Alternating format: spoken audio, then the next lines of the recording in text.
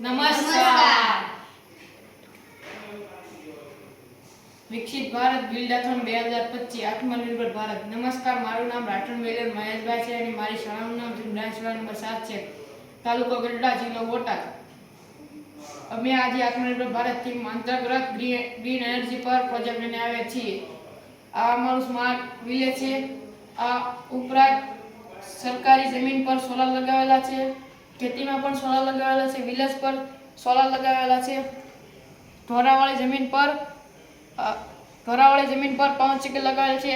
પવનચક્કી દ્વારા આપણે રાત્રે વીજળી ઉત્પન્ન કરી શકાય. સોલાર દ્વારા પણ વીજળી ઉત્પન્ન કરી શકાય.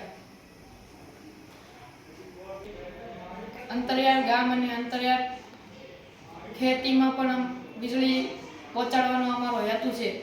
ગામમાં રોજગાર વધવા જોઈએ, વીજળીની સમસ્યા ન રહેવી જોઈએ. તેના માટે હું સોલાર લગાવીશ, પવનચક્કી લગાવીશ. ખેતરમાં પણ સોલાર અને પવનચક્કી દ્વારા પાણીની સિંચાઈ થાય તેમ કરીશ.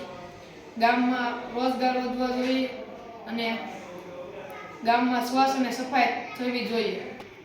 હવે ખેતી વિશે મારો મિત્ર તમને સમજાવશે. નમસ્કાર, મારું નામ પ્રદીપ છે. આ ગામ લોકોને વીજળીની સમસ્યા રહે છે, તેમજ ખેતીમાં પણ સોલાર લગાવવામાં આવે તો પાણીની સમસ્યા દૂર થઈ જાય છે અને ઘરમાં સોલાર લગાવવામાં આવે તો વીજળીની સમસ્યા દૂર થઈ જાય છે. તેમજ ગાય ભેંસના મળ મૂત્ર અને શાકભાજીના કચરાનો ઉપયોગ કરીને બાયોગેસ પ્લાન્ટ બનાવી શકાય, જેનાથી આપણા ઘરની રસોઈની સમસ્યા ન રહે. આ ઉપરાંત જો ખેતીમાં સોલાર લગાવવામાં આવે તો પાણીની સમસ્યાનું સમાધાન થઈ જાય છે.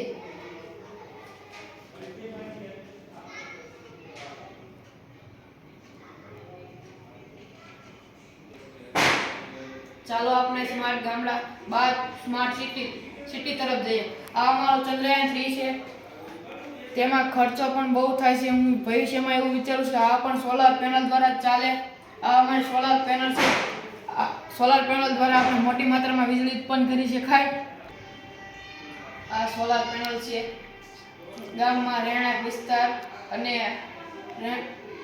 સરકારી જમીન પર લગાવવામાં આવે તો હોસ્પિટલ જેમ કે નાના મોટા દવાખાના ગામડામાં સોલાર પેનલ લગાવવામાં આવે તો આપણને તેનો ઉપાય થાય છે, જેમ કે મોટી માત્રામાં વીજળી ઉત્પન્ન કરી શકાય અને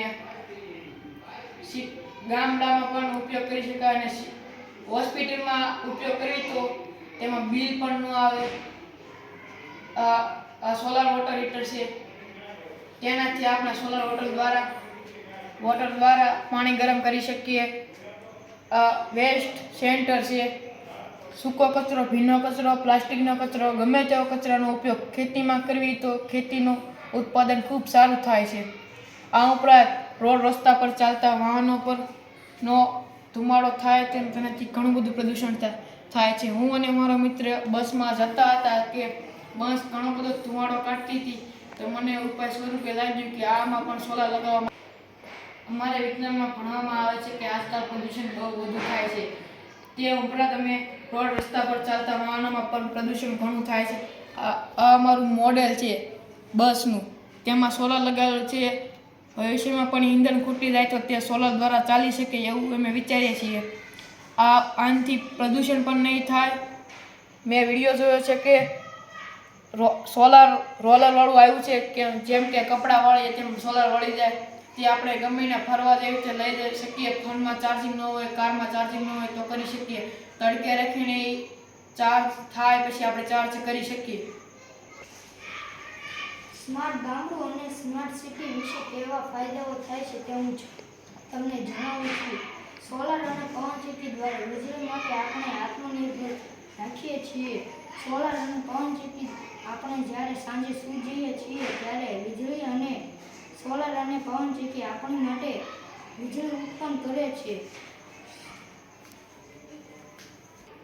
ગામમાં રોજગાર વધે છે. કચરો ઉપયોગી ઉર્જામાં ગેસ વીજળી આપણને બંને મળી રહે છે. પ્રકૃતિનું કાંઈ નુકસાન નથી થતું. સ્માર્ટ સિટીના ફાયદા: શુદ્ધ ઉર્જા વપરાશ, ઓછી વીજળીનો બગાડ થાય છે, અને સ્વસ્થ અને આધુનિક શહેર. જય હિન્દ, જય ભારત.